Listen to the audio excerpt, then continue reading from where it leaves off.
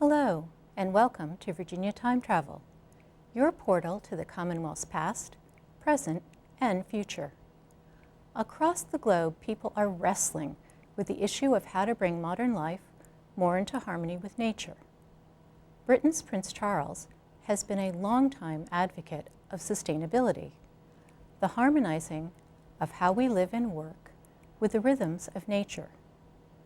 He presents many interesting ideas on how to achieve this goal in his brilliant book, Harmony. The Prince makes the indisputable point that if we ignore nature, everything begins to unravel. None of us can survive for very long if the underlying well-being of the planet is destroyed. Whether we choose to be part of the process or not, everything in truth depends upon everything else. Take an example close to home, the Potomac River. The Europeans began settling along the banks of the Potomac in the 1700s.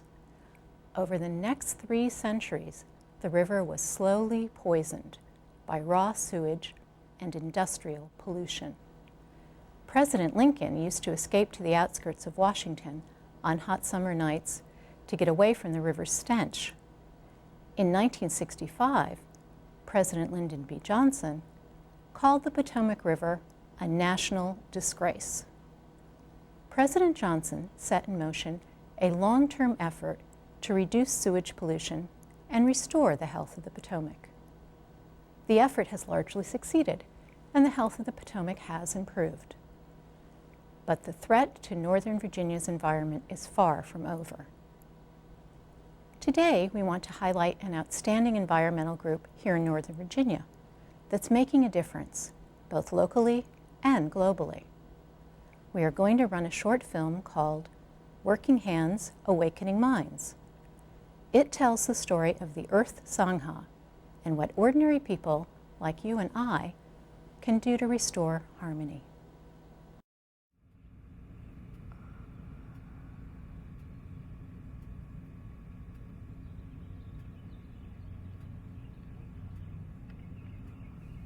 The climate of Northern Virginia became much as it is today about 5,000 years ago. Prehistoric people settled near rivers and streams. Food was abundant. With the coming of modern civilization also came people. A great many people. The population of Virginia reached 1 million in 1830. By 2010, the population stood at 8 million. Modern development has brought unprecedented environmental stresses and challenges. People created the problems, and now people must solve the problems. But how?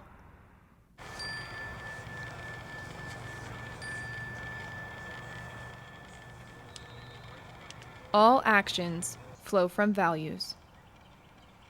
Since we started as a meditation group, Buddhist meditation group, people often ask us, what environmental work got to do with Buddhism?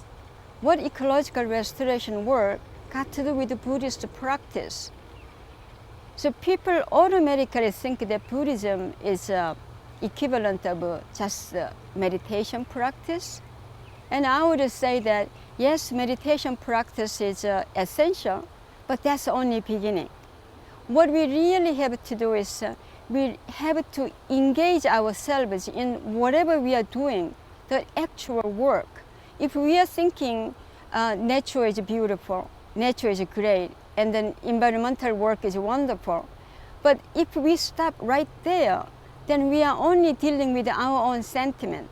And our own sentiment is not really real relationship with anything else. We actually using our work as a microcosm of that vision. So when we first started our nursery, and we looked at that, individual plant alone cannot function. What these plants actually, how they work is they have to come in communities. Individual plant doesn't mean much unless they really belong to that larger organic unit in the plant community, and then they learn how to relate them, with each other, with other living wildlife, and then non-living conditions like soil, and the climate and sun and the water. So they learn how to relate, and this relationship change all the time. The dynamics never, stand still. Peace within our lives, conservation of the wild, restoration of our lands. These are the goals of the Earth Sangha, but how do they go about their work, and how well is their message received? Here we are in a portion of our wild plant nursery's container yard. This is a very unusual kind of facility. As you can see if you look around, there are a couple of very unusual aspects of this. One of them, perhaps one of the most important ones, has to do with where these plants come from. We have well over 200 species now represented at the nursery. All of these species are native to this area. But these plants are also not just native, they're what we call local ecotypes. So these plants here that we have here, they're actually genetically representative of these species as they actually occur in our area.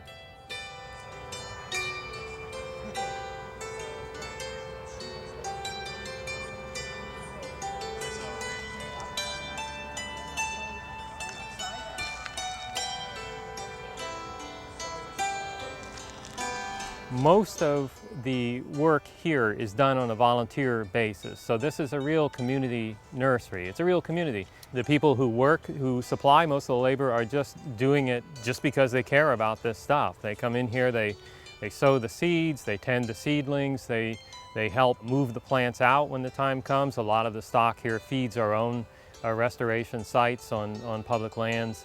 We partner with a lot of local government agencies. My name is Carolyn Haynes. I'm with the Arlington Regional Master Naturalists. Our organization trains individuals to become volunteers throughout the community to do a wide variety of projects to support the betterment of our natural resources. We have chosen Earth Sangha this year to be one of our focus projects because we really like to support types of organizations that are really making a difference in our community. And their model has just been so successful that we would want to make sure that it continues to be successful into the future.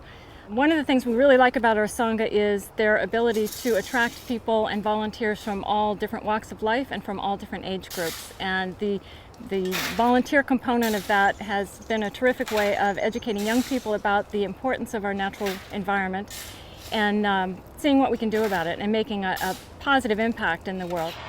Number 3 is, thank you for cutting me off. It didn't look like there was enough space between my car and the next one to accommodate your SUV. Thank you for demonstrating the extra few yards of road folded into my truncated perspective. And thank you for not truncating my car in the process. If we can't build a bigger and more solid mandate for conservation, it's very difficult to see how we're going to make the kind of progress that we're going to need to make if we want to keep all these species of plants growing here. In McLean, Virginia, the Native Arboretum project is transforming the 20-acre Marie Butler Levin Preserve into an extensive collection of plants native to the greater Washington, D.C. area, creating a botanical library as a public resource for building ecological literacy and for creating a stronger mandate for conservation. There are several trails through the preserve's forests, and visitors can see a variety of interesting native plants already growing on the grounds. But the preserve's native flora is threatened by invasive alien plants. The invasives have displaced native trees, shrubs, and herbs.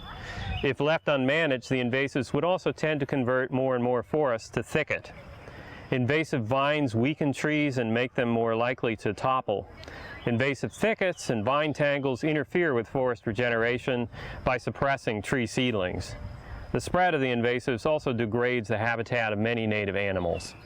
We call this area the restored habitat area, and when we started working here several years ago, it really was just a green dead zone. The ground layer was almost entirely covered with English ivy and with a couple of other species of very invasive alien vines, and the shrub layer was mostly absent, but the few shrubs that were here were also alien species. And to deal with this situation, we took out everything. We just pulled out all the invasive alien shrubs, and then we kind of unzipped the ivy. We just uprooted all the ivy and rolled it down the slope and then hauled it out. We took this whole area down to the soil, and then we covered the soil with burlap.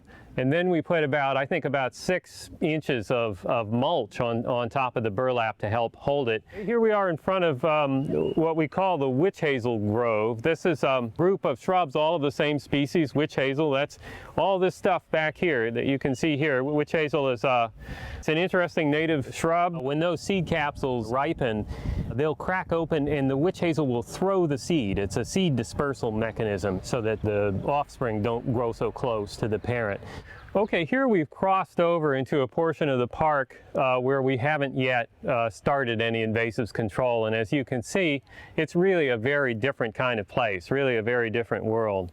If you look around, almost all of the ground layer, the plants growing along the ground, and almost all of the shrubs in this area, and indeed almost all of the vines, are invasive alien species. What's happening is that the invasive vines climb the trees and they'll tend to pull the trees over. The invasive ground layer is an interesting kind of structural feature of what you see here. The invasive ground layer is preventing tree seedlings from germinating. If you look around, you don't see any little baby trees. So that means that the forest isn't properly stocked in a way that will preserve itself. As the big trees eventually die, there won't be any little trees around to succeed them. The forest canopy will come down and the shrub layer, the invasive shrub layer, will come up and you end up with a very dense thicket. Okay, so here we are by the rain garden at the Maria Butler Levin Preserve. The rain garden is a collaborative project between our organization and the Fairfax County Park Authority and a couple of other local agencies. And the idea here, the garden is actually in the center of a sort of bowl, a natural bowl that extends, that covers about an acre, includes a little portion of Kirby Road, which you can see in the background there, and some forest and some of the field here. And it takes in whatever rainfall runs off that acre or so is directed here. The land here is sculpted to route the water into the garden. And the garden acts like a huge sponge. It's full of this specially absorbent soil-like material that extends down about 6 feet from the surface. So it just takes in all that water and it holds it for a little while and then releases it slowly into the surrounding soil. So that slows the rate at which the runoff actually hits the stream. And it also has a little bit of a filtering function. It can filter out some of the pollutants that wash off the road, especially the oil and in the winter the salt. Mason Neck is a great place to learn local history and the nature of the Mid-Atlantic coastal plain. Most of Mason Neck is protected for conservation. The peninsula is home to Pohick Bay Regional Park, Gunston Hall Plantation, Mason Neck State Park, and the Mason Neck National Wildlife Refuge. In 2001, the Meadowood Recreation Area was designated the newest protected area. Meadowood consists of 800 acres of forest and horse pasture. Here, the Earth Sangha is collaborating with the Federal Bureau of Land Management on several restoration projects for the property. Meadowood consists of about 800 acres of woods and open fields and is a nice natural area and recreation spot in Fairfax County. The slope behind me several years ago was a completely barren area, and it's very steep, as you can see. It erodes right down into a stream that's right on the other side of the fence. Through our Challenge Cost Share partnership with Earth Sangha, we've been working for several years to restore this slope. As you can see, it's very well vegetated now. We've used hundreds of volunteer hours to replace the grasses. We planted native grasses, native trees, shrubs, and forbs also, different types of plants that provide habitat and food for the wildlife in this area. This is what we call ecological display area. It used to be just pasture land and about 4 acres of them. And what we're trying to do is that creating a window onto coastal plain, the ecology of a coastal plain. We found was that every time we had a heavy rainfall event, we would have quite a bit of water coming down the drainage that's right behind me and eroding the stream channels just below this site. Part of our work with Earth Sangha has been to fence in this area and restore the native plants by planting grasses, shrubs, and native trees. The pond behind me has served several different functions. The original intent was to capture all the drainage that was coming down through the valley and hold it before it could go down through the stream and erode further. But it's also functioning as a spring pool in that it holds water during wet periods in the spring and provides habitat for amphibians for breeding, mainly salamanders, frogs, and toads. Because so much of suburbia consists of buildings, roads, parking lots, and bulldozer compacted turf, the landscape absorbs relatively little water, compared to what it once did when it was less paved and more forested. When it rains in the suburbs, a much smaller proportion of the water is now retained by plants in the soil, and a much larger proportion runs into the streams. If you go for a walk around here in the woods, these woods, or practically anywhere along a stream, you'll see a lot of downed trees. This tree was just recently come down. It's a big American beech. It's still got all its leaves and so forth, so it fell just recently. And the immediate reason for its keeling over like that is that it has been undercut by the stream channel. Now, a certain amount of that kind of thing is natural, but what has happened in places like Northern Virginia is that we have a runoff problem. We have a huge stormwater runoff problem. The land as a whole is much less absorbent than it used to be. It holds a lot less water. So every time we have a big storm, instead of the rain being absorbed directly into the soil where it fell, it all runs off and it ends up very rapidly in a place like this, in this a little creek running through a forest. This stormwater runoff is causing all kinds of difficulties. It is, first of all, causing the channels to rearrange themselves very quickly. That's the kind of thing that knocks trees down. And there's also a lot of what we call thermal pollution that happens. The rain, as it runs off the parking lots or whatever, it's relatively warm compared to the temperature, the natural temperature of a shaded stream like this one. And most aquatic organisms only tolerate a certain relatively narrow range of temperatures. So when you heat up the water like that, you make the water much less inhabitable for a large number of native species. So that's a big problem. We do a lot of what we call riparian plantings. That is where we try to reestablish native natural vegetation along stream banks where that vegetation has, for whatever reason or another, been subtracted out. It's been cut out, to make turf, or it's been destroyed for one reason or another. And you can see that kind of thing even here. See some of those tree tubes, we call them, behind me. This is actually a very good example of why this type of work is important. We're very interested in the aquatic communities, and we're doing what we can to try to help conserve them and restore them. Acting locally, thinking globally, the Earth Sangha is now applying the lessons learned in Northern Virginia to a totally different area. We are interested in propagating our system as best as we can when we see an opportunity. And our biggest achievements in that regard is this program we call the Tree Bank Hispaniola. We got there as a partner with a Peace Corps volunteer back in 2006. To understand this a little bit better might help if I were to describe the kinds of problems that you see in this landscape. It is a very dysfunctional kind of farming landscape. The forest that remains is still managed in a kind of what we call a Swidden pattern. It's basically a slash and burn. The forest is allowed to come up for a relatively short period of time in some parts of the farms, and then it's burned again. These people are trying to grow beans. Beans are their big cash crop. But the soils are poor, so in order to grow these beans, they have to buy a lot of artificial fertilizer, which is very expensive, and it's obviously that entails all kinds of environmental problems associated both with the production of the fertilizer and its use. They can't afford the fertilizer, so they have to take out these very high interest kind of loan shark loans in order to do this. That was the situation that we encountered when we started work down there, and we didn't really come in, sort of parachute in and attempt to impose any particular solution on it, but we had some ideas. The first thing we did was to set up a nursery. It's always what we seem to do. The big interest that we have is in this development of these native trees. Native tree propagation in this region is a bit of a novelty. It's not done very much. These native trees are being used to create little forest easements, little areas on the farms where the farmers agree formally, they actually sign a contract with us to tend them and just let them come up as native forest. This confers a host of ecological benefits, and it also allows us to develop some additional financial support for the farmers. We have a credit system now that is tied to these easements. This is the first low-cost credit system as long as they agree to have these easements. The easements will re-extend the native forest cover. That's pretty much an automatic good.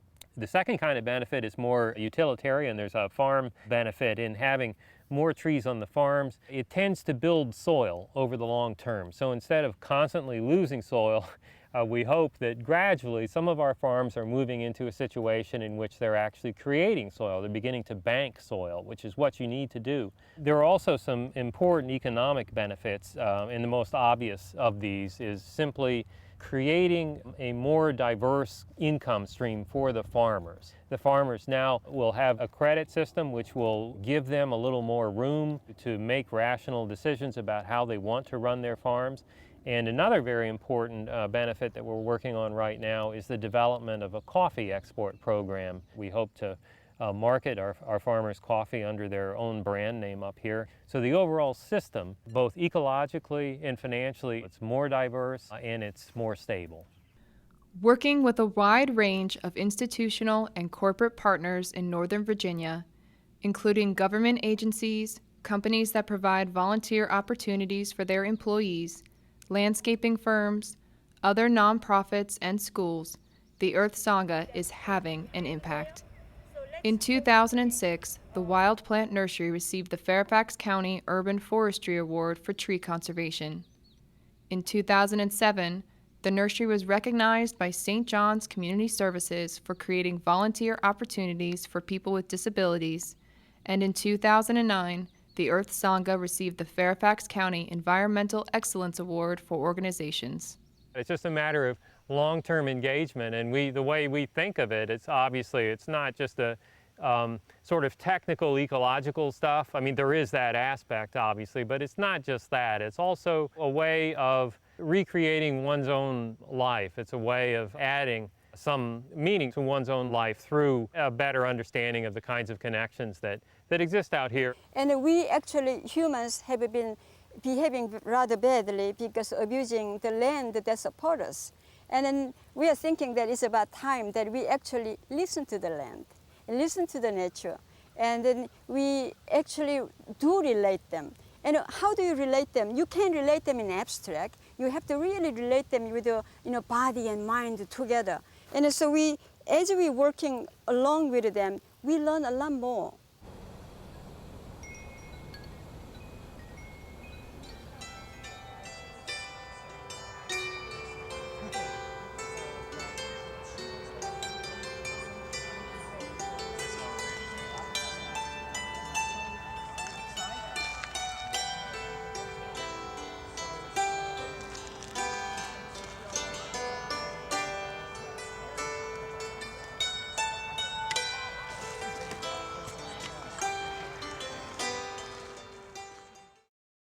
I hope you enjoyed the film.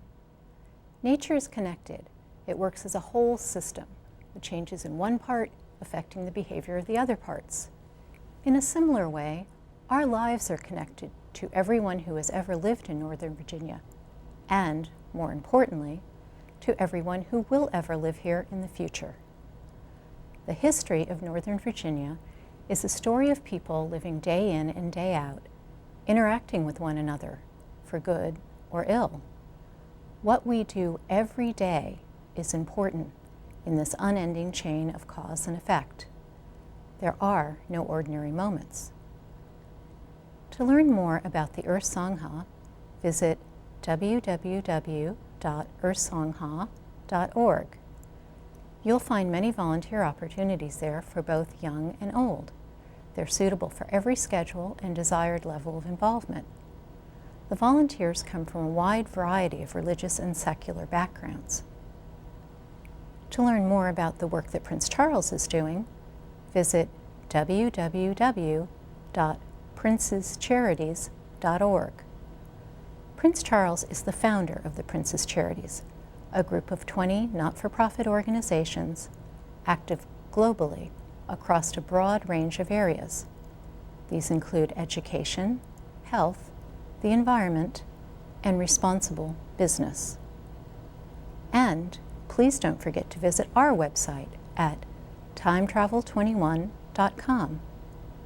You can also contact us at timetravel21@yahoo.com. This show has been made possible by a generous gift from the Margarita W. and Donald J. Metzger Endowment. Thanks for watching, and we'll see you next time.